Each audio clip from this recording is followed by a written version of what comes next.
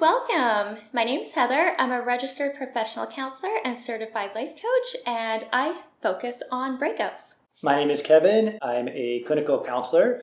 I'm also known as the relationship guru on TikTok. So today's question is, should I continue to communicate with my now ex? It's really tricky when it comes to texting your ex or keeping in touch with them. One of the things that's important to consider is, how did you leave off in the relationship? Was it a mutual breakup? Did you both agree that, it'd be okay to stay friends? Where I see this work mostly is where it was a mutual breakup, where the couple came together and they said that it's no longer working out, but they wanted to stay friends. And I think that was important, that if that's the understanding and both people are on board with it, then I think it's fine to continue to communicate and talk with your ex. Where it gets a little bit touchy is where one person still has feelings for the other person. If you have the intention of, if I keep in touch with them, then one day they'll have feelings for me again. That could be a bit of a slippery slope because,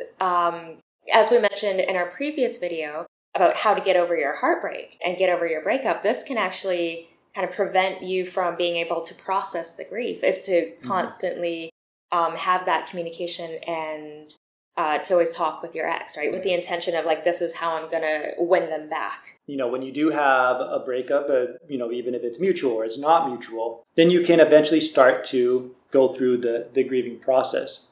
But when it's a little bit unclear, you're just prolonging the feelings that you're going to have. And sometimes you're going to be even more confused, especially if your ex really is staying the same in a lot of ways. Sometimes this happens. They break up with you.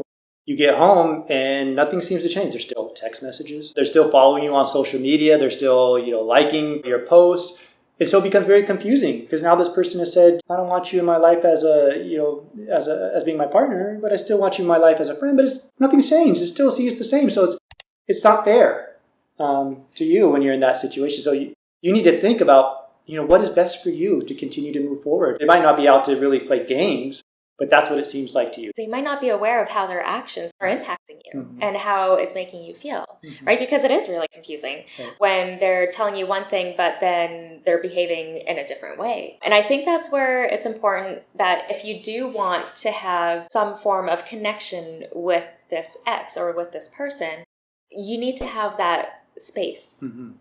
To kind of redefine everything. Otherwise, it just gets really muddled. It gets really messy. It gets really confusing. But having, a break from each other where there is no contact, where the both of you have had time to process your feelings and move on, and then maybe start off slowly into a friendship, that's probably going to be the best thing, as opposed to, we're no longer in a relationship, but the next day we're hanging out and going to the movies or something like that. It's really confusing from personal experience. Yeah. Oh, well, tell us a little bit more about your personal experience. I was young, but yeah, kind of the same thing.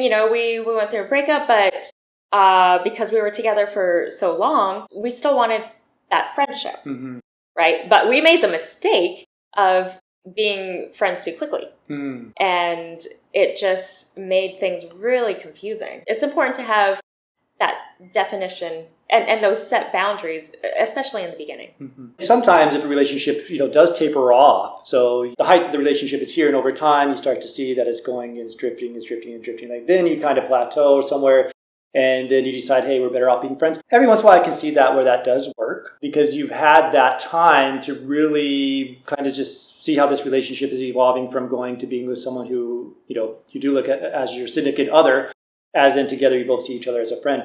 But if you are, full throttle into this relationship, then a week later you guys decide that you want to break up and be friends, or someone in the relationship does, it becomes very, very hard to continue on with that friendship, because there's going to be times where either you're very confused or maybe there's a relapse, and then the next day it goes back to just being friends again. And so it becomes very confusing. So what Heather said, and I totally agree with this, is having some of that space. And now, as you guys might know, sometimes things happen too, is where, hey, I had this space.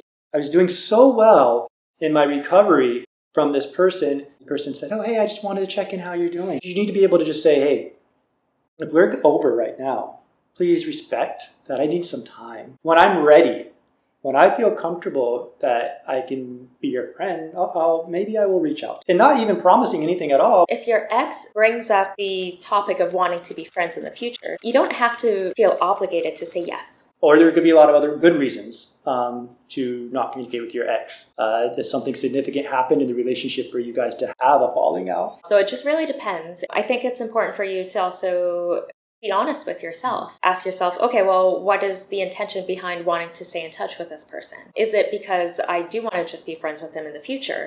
Maybe you guys were really good friends before, and then you decided to become a couple, and then now you broke up and you still want to preserve that friendship. To me, that makes sense. But it takes time to kind of get back into the roles of being friends. I'll be honest, I've seen situations where there's been people trying to break up for years. And so because they continue to contact each other, and the breakup is never really doesn't happen because they get back together, then they break up, they get back together, they break up, and 3 years later it's still kind of the same situation. So it's very unclear. So it'll be interesting to see in the comment section what other people say, because I want to see how other people feel. Should you stay in communication with your ex? Should you continue to follow them on their social media accounts if they have it? Should you text them on certain occasions like birthdays or on certain holidays? Or are you guys a believer that once it's over, it's done and it's time to move on? Yeah, I'd be curious too. Thank you. That's our video for today. Don't forget to subscribe. We also would love for you to ask some questions in the comment section, and we will try our best to find the question that seems most appropriate for the most people. And try our best to answer it the best that we can. And we will see you next time. Thanks for watching.